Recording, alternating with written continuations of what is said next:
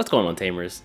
Have you guys ever heard of Bandai Fest? Bandai Fest is this official Bandai event hosting all of their card game IPs, and it's also featuring the Digimon National Tournament over here in Japan. The cool thing is it's happening right now at the time of this recording, at this moment. You're probably wondering, well, East, why are you recording instead of being there? Funny you should ask that.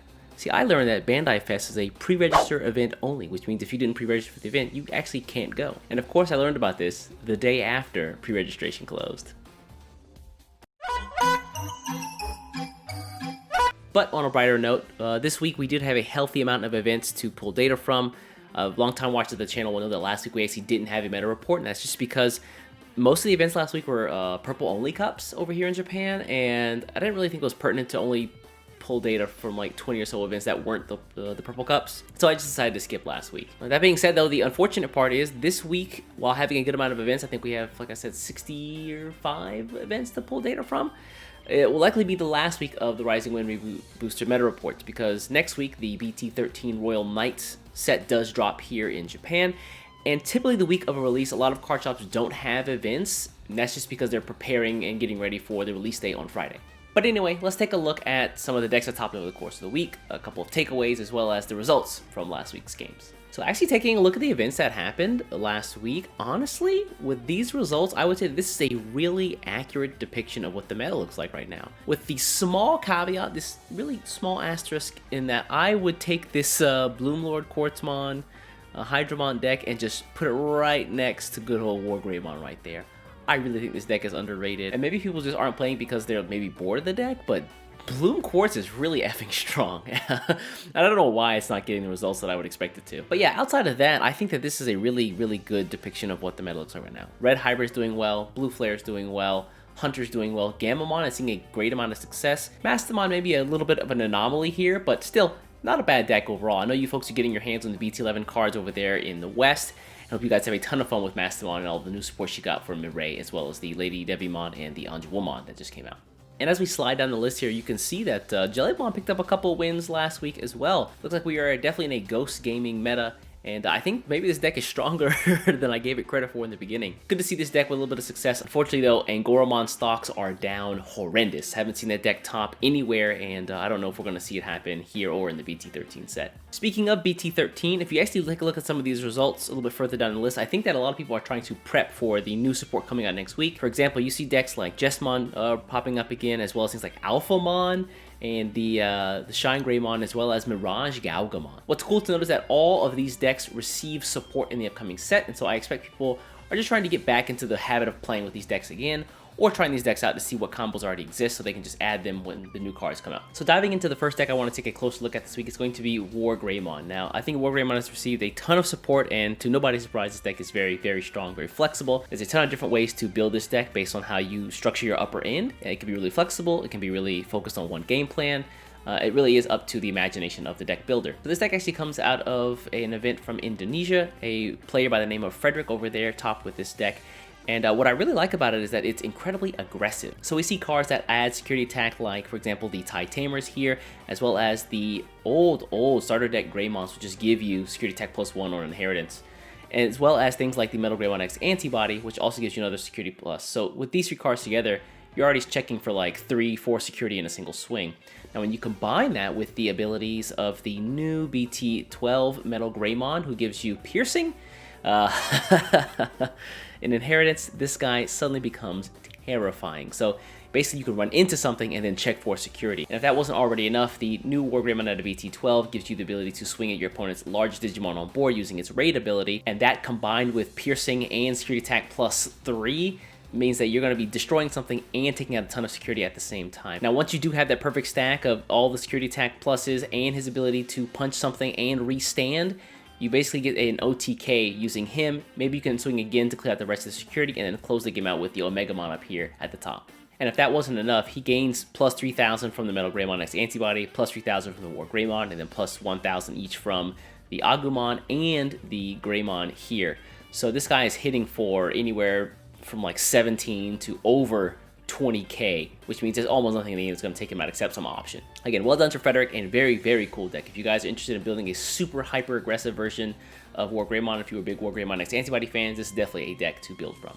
So the next deck we're going to take a look at is actually going to be Jellymon. So Jellymon, like I said before, performed really well last week, better than my expectations were.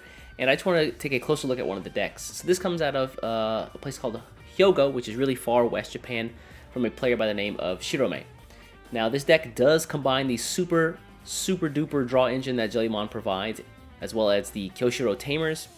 And then it combines that with the Ranamon, the hybrids here, which means you can get Tamers out, use them for their draw ability, gain some memory off them, and then later use them as hybrid Digimon to go into your level 5s and level 6s. I will say that the upper end is a little top heavy for my liking. You'll see the 4 Amphimons from the Rising Wind Reboot booster here, but additionally we see 3 more here and a Mirage Galgamon. Now the Mirage Galgamon is an interesting play. I think it's just to get like an extra turn if your opponent's hand size is pretty big. You can use Mirage Galgamon and basically steal a turn from them when you pass memory over, because as soon as they draw another card, like they're basically giving you a ton of memory. But I think just for this deck, having a really heavy top end is actually going to be okay. The deck does, like I said before, have a really powerful draw engine, which means you're going to be drawing a lot of cards, which means you're likely to find the cards you do need, despite the fact that you have so many high-level Digimon. And then you can use whichever high-level Digimon suits the needs that you are in for the current situation. And then the other ones, the one that you're not going to be using, you can just discard for the Amphimon or Tentismon effects. So the last deck that we're going to take a look at is actually Security Control. Now, this one comes out of a player by the name of Tatu out there in Kyoto, again, West Japan.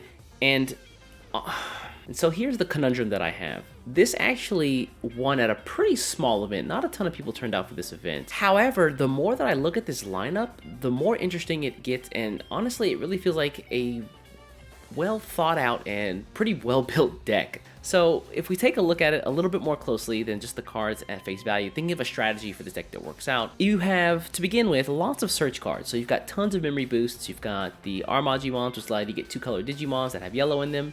And lo and behold, everything in the deck has yellow in them. And then you've also got the Kotemons, which allows you to grab either Warrior type or Holy Warrior types. Now, I didn't know this, but Rapidmon is also considered a Holy Warrior type Digimon, as well as the Magnamon X Antibody and the Magnamon. So basically, most of your top end is searchable. I believe Black Seraphimon might be a Holy Warrior as well. But yeah, someone fact check me in the comments. Is Black Seraphimon a Holy Warrior too? But I digress. Tons of searchability from most of this deck. On top of that, you've got a lot of really interesting tamers to give you memory.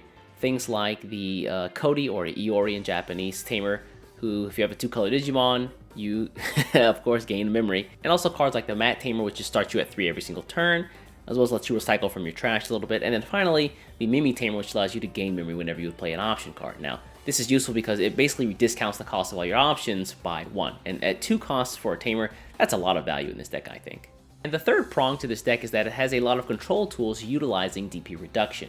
Things like the Rapidmon, I think, stand out to most folks. Of course, Starmons, that's the same thing. The Ori Tamer also does this, as well as the Black Seraphimon, which is the DP reduction whenever it's destroyed. And then you can combine all of these effects with something like the Doumon, which allows you to return a 6000 DP Digimon on the board back to your opponent's hand. So the game plan here comes together really interestingly. So you've got the Black Seraphimon, so whenever your opponent attacks, they're going to be de-digivolving, which means they're going to be weaker. And then you can use your other cards to reduce their DP. And then even if they do get big, you can use Doumon, after you've reduced their DP with other cards on the field, to then just return them back to your hand. So the control ability here is really interesting. And then this can just snowball, because once you get a Black Seraphimon up, I think it becomes easier to get a Magnamon X Antibody up. And when you have a Magnamon X Antibody up, their abilities plus the DP reduction in the deck really makes it hard for your opponent to get anything over this Magnamon X Antibody, and he just becomes the wall that your opponent cannot scale. And then with that little bit of added extra juice, we got 4 copies of Chaos Degrade, because it wouldn't be a control deck if we weren't just Chaos Degrading our opponent's Digimon. I think if you're a control player looking for something in the current meta, where control I think really isn't a thing in Digimon that much, at least on the JP side of the game, I think this is a really interesting case study to look at, and maybe something you should give a shot. Anyway, that's going to do it for the Rising Wind Reboot Booster meta report for this week. Unfortunately, it's going to likely be the last one as well, because we do have the Royal Knight set dropping next Friday. Also, before we wrap up, there is one last thing that I want to say. Shout outs to one of my subscribers. So this guy hit me up in the comments. He's like, hey, you know, I went to my BT11 pre-release that's happening over here in the West. And, you know, I wasn't really sure what to bring. And he ended up bringing Grandis, because he's like, oh yeah, I remember I watched one of East meta reports, and Grandis ends up being the counter to Black War Greymon X Antibody, which is a really strong deck in the meta. And using that, he won his pre-release and actually won a box. So shout outs to Andy, and well done, buddy. So what I'm really trying to say is, be like Andy. hit that subscribe button. Don't miss a report. Anyway, folks, I'm gonna get out of here. I'll catch you in the next one. Take care.